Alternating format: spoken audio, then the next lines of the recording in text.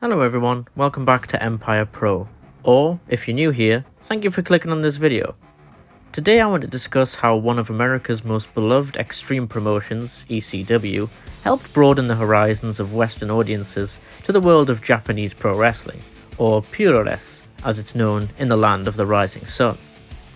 At ECW's peak in the mid to late 90s, the Philadelphia-based promotion worked with several Japanese promotions, which allowed them to showcase Japanese stars on their weekly shows and pay-per-views. It could be argued that ECW built the foundation for what would become WCW's infamous Cruiserweight division, WWE's Japanese influence in the early 2000s with the likes of TAKA Michinoku's stable En Tai, as well as TNA's X-Division landscape in the early to mid-2000s. So without further ado, let's take a look at how ECW brought Japanese wrestling to America.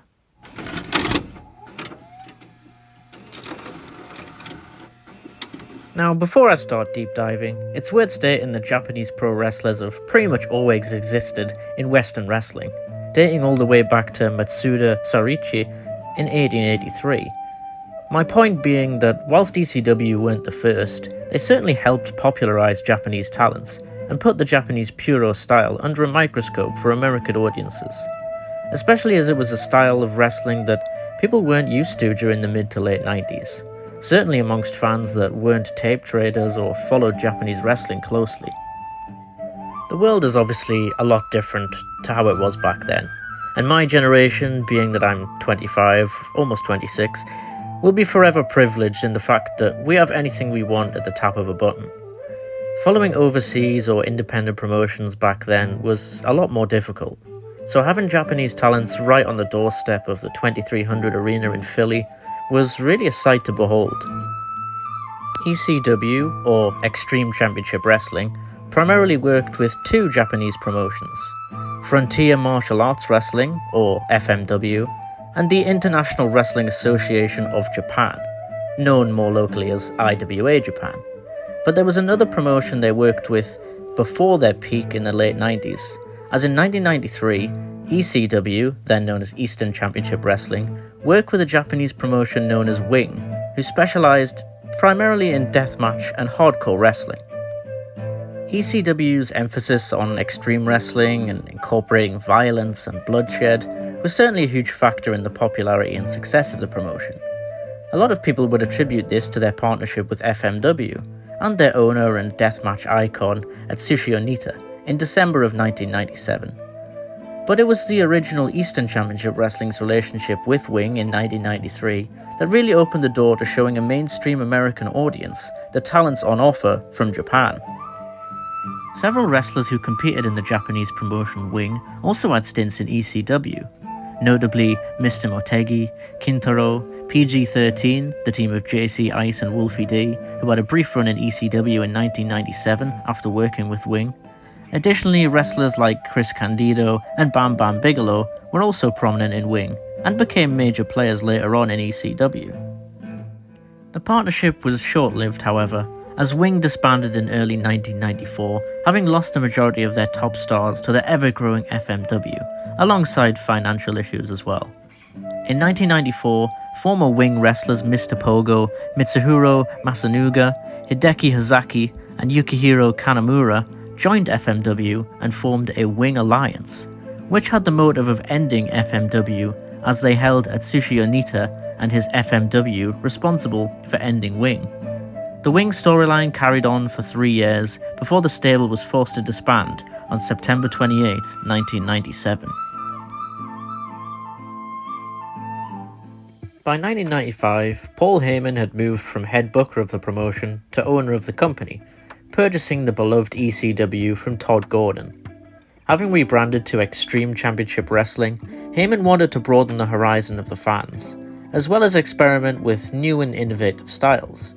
It was a risky move, to say the least, but implementing Japanese wrestling into their already edgy and gritty programming provided a new lease of life for the promotion. Japanese Puroresu was already known for its hard-hitting, fast-paced offense, which appealed greatly to the hardcore fanbase of ECW, immediately gaining their respect. Wrestlers such as Tajiri, TAKA Michinoku, and Masato Tanaka would become mainstays in the promotion throughout their glory days. Even on ECW's first major pay-per-view, Barely Legal, in April of 1997, one of the standout matches on the card was an all-Japanese six-man tag match. The match's most notable star was Great Sasuke, a legend in Japan who helped facilitate the match as the owner of Michinoku Pro Wrestling, a fairly new Japanese promotion at the time that still runs events to this day. The match saw TAKA Michinoku, Terry Boy, and Dick Togo battle the Great Sasuke, Gran Hamada, and Masato Yakashiji, who replaced the injured Gran Naniwa. The action was back and forth between both teams and filled with high-flying maneuvers, Japanese strong style, and thrilling sequences. The team of Sasuke, Hamada, and Yakashiji won the match when Sasuke pinned Michinoku with a tiger suplex. This match laid the foundation for so many Japanese talents to showcase their ability on ECW television, as well as the larger Western audience as a whole. One of the most infamous stars of ECW in the 90s was none other than the homicidal, genocidal, suicidal Sabu. Recently passing away, Sabu was one of the main reasons I wanted to make this video, and his role in bridging the gap between Japanese wrestling and ECW ties in nicely, as Sabu himself would frequently wrestle in Japan in the early 90s for FMW. Sabu initially debuted in Eastern Championship Wrestling on October 1st, 1993, at NWA Bloodfest, defeating the Tasmaniac, later renamed of course as Taz. This debut came after Paul Heyman, then booker of ECW, saw Sabu wrestle in Japan and was impressed by his unique, high-risk style of offense. Heyman then signed Sabu to ECW, where he quickly became a prominent figure and fan favourite.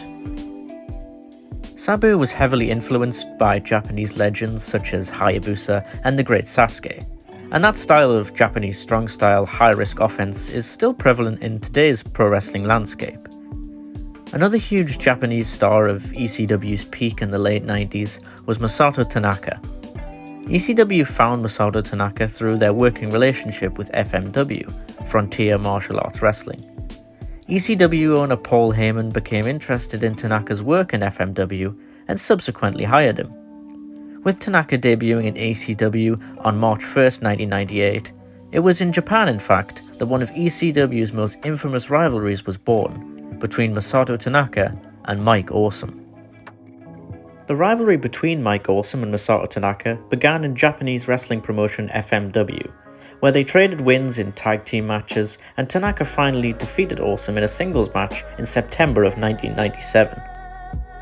The rivalry would then intensify when both men joined ECW in the States, with their matches becoming a staple of the promotion, and culminating in a memorable feud for the ECW World Heavyweight Championship. The pair would even reignite their feud as part of ECW's revival show One Night Stand in 2005, now under the WWE banner of course. This show was full of ECW's Japanese influence, with the likes of Tanaka and Tajiri as the natives, both of whom still wrestle to this day in fact, as well as the likes of Chris Benoit, Sabu and Eddie Guerrero, who had all arguably their big breaks whilst over in Japan. And one of those men on that card that I just mentioned is where I'd like to finalise this video: Yoshihiro Tajiri. After having brief stints with New Japan Pro Wrestling, CMLL in Mexico, and 2 appearances for WWF, one for a Raw taping and the other for a Shotgun taping in late 1997, Tajiri landed on the radar of ECW by 1998. Tajiri began working with ECW after gaining experience in Mexican wrestling promotions. He debuted on ECW television on December 24th, 1998, and quickly became known for his unique, hard-hitting style, and later for emulating Japanese legends such as the Great Muta, including using his infamous Green Mist. He had notable feuds with the likes of Super Crazy, Lil Guido, and Jerry Lynn, and was one of, if not the most successful Japanese talents to break through during the peak of Extreme Championship Wrestling in the late 90s. And after WWE's purchase of ECW in 2003, Tajiri was one of the few ECW stars that seemed to carry over from the hardcore heaven to the land of sports entertainment, still managing to capture the magic of what made him such a fan favourite in ECW.